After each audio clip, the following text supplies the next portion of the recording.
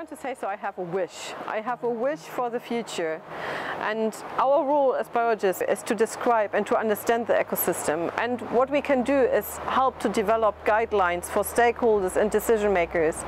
For example, to protect vulnerable marine ecosystem and to develop rules, how to decide about what is in a marine protected area. Also to describe the value and really the beauty of the marine environment and also marine biodiversity for the next generation. And all this is why we put the effort into applications of further ship time to go on for the future. Most people associate coral reefs with tropical climates and warm and sunlit waters. However, coral reefs do exist half a mile under the sea at low temperatures and in complete darkness. Senckenberg is one of the leading institutions that investigates their distributional patterns, the biodiversity, the biological interactions, but also the already visible human imprint to this fragile type of ecosystem. Natural history collections represent an irreplaceable and the only sustainable archive of large-scale data from global geobiodiversity and former expeditions. Senckenberg uses collectomics to extend specimens with observations and big data. We apply biogeochemistry, genomics and other rapidly advancing technologies to inform science, society and policy regarding past, present and future faunal changes for conservation and human well-being. Manganese nodules are not only a resource for deep-sea mining, laying in the Central Pacific in 5,000 meters depth. They are the home of tiny specimens so far unknown to humankind.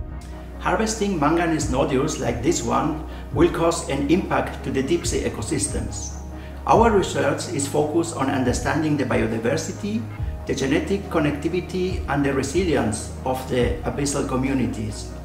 Our results are going then into policy and are helping the International Seabed Authority to shape the regulations and the recommendations for exploration and exploitation of marine mineral resources, always aiming at reducing the impact to the benthic communities and enhancing the recovery.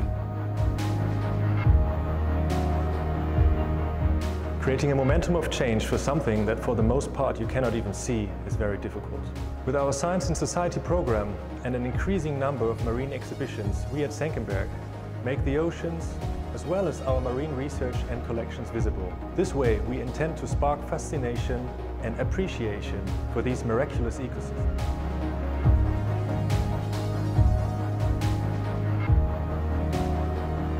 Marine invasive species have a strong impact on coastal ecosystems worldwide.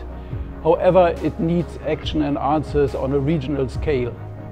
By our taxonomic expertise and large collections, Senckenberg is able to detect non-native invasive species by state-of-the-art methods and technologies, develops monitoring and management strategies, and consults policymakers. The protection of coastal ecosystems is one of the future challenges we face.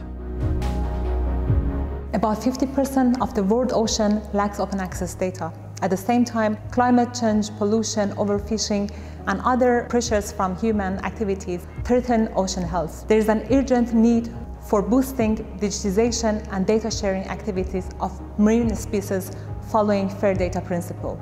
Our digitization and data production activities at Senckenberg contribute to sustainable use of biodiversity by informing the policy towards a sustainable ocean.